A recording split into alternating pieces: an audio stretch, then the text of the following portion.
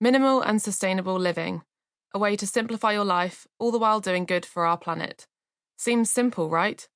Unfortunately, this can be a big task and one that many of us attempt and struggle with, me included. Lots of learning, changing, and growing is involved in living more mindfully. My goal is to help you in this pursuit by sharing information and giving tips, all the while reminding you that nobody is perfect.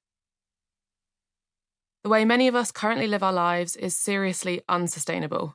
We buy lots of things, throw lots away, and use up lots of energy. It's how so many of us have been brought up, it's how everyone else around us does things, and it's all a part of living in a convenience and consumerist-driven world, two things which do not lend themselves to living minimally or sustainably. You have to actively go against the status quo, change learned behaviours, and make an effort in your day-to-day life by saying no. But going back to basics and being kinder to ourselves and the planet can be achieved with enough knowledge, experience, and passion.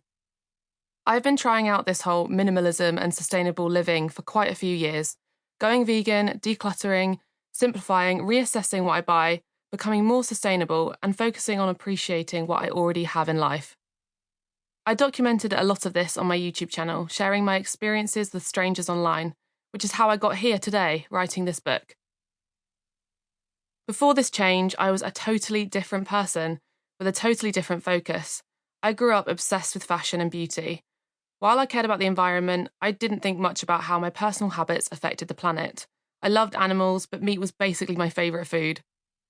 I recycled, but didn't think a great deal about single-use plastic. I was a shopaholic who dressed to impress others and wore makeup to hide my insecurities.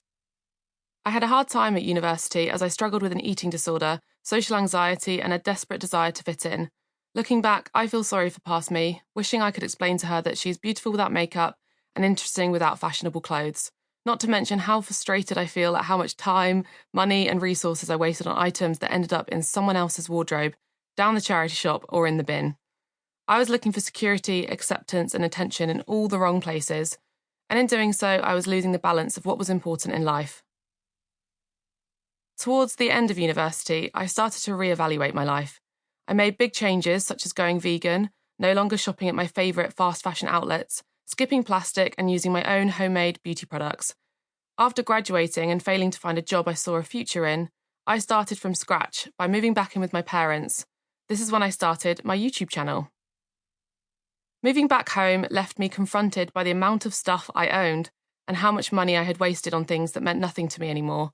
So I let go of a huge amount of my stuff and started to focus on what made me happy. As I documented this decluttering process online, more and more people became interested in my honest take on minimalism, veganism, and sustainable living. I found community in the people online who shared similar interests and desires to minimize and live more intentionally.